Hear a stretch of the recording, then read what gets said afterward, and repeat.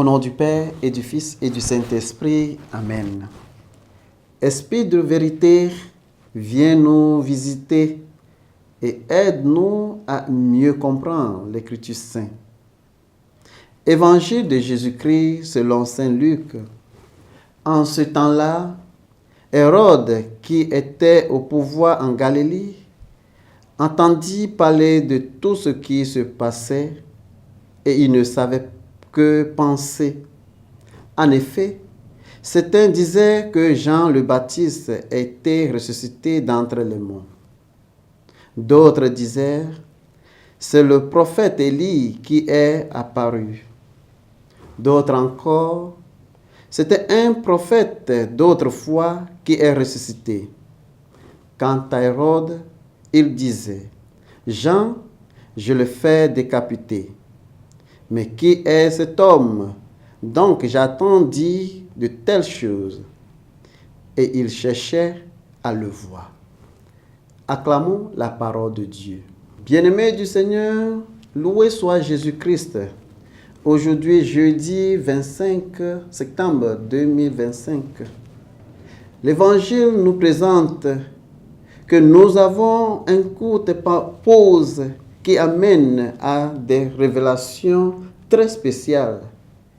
Le texte de l'Évangile décrit la confusion et la peur d'Hérode Antipas concernant Jésus, suscité par les rapports répandus de ses actes miraculeux et les spéculations publiques sur son identité.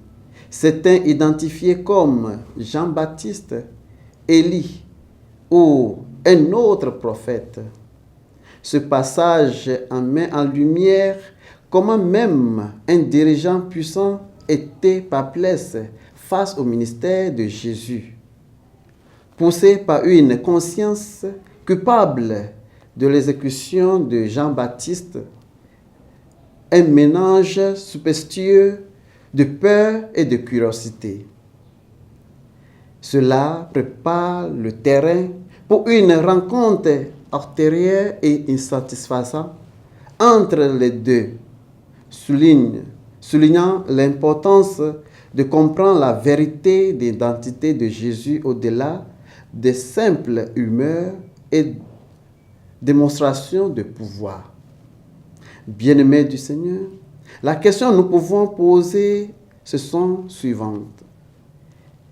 Est-ce que je cherche vraiment la vérité sur Jésus?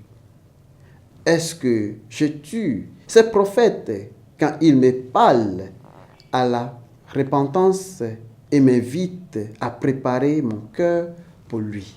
Le désir d'Hérode était presque entièrement celui de la curiosité. C'était le désir de l'hédoniste et de chercheur de nouveautés. Voir Jésus dans le sens plein de l'Évangile est quelque chose de totalement différent. Cela n'est pas arrivé qu'à ceux qui ont les yeux de la foi, qui peuvent voir dans la personne de Jésus la présence et la puissance de Dieu.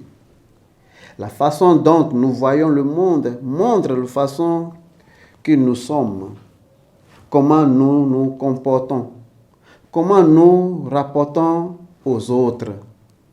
Nous devons continuer à affiner les yeux de notre esprit et de notre cœur, afin de voir le monde avec les yeux du Seigneur, de Dieu. Des yeux qui se sont attentifs aux signes de vie et de créativité. Au nom du Père et du Fils et du Saint-Esprit. Amen.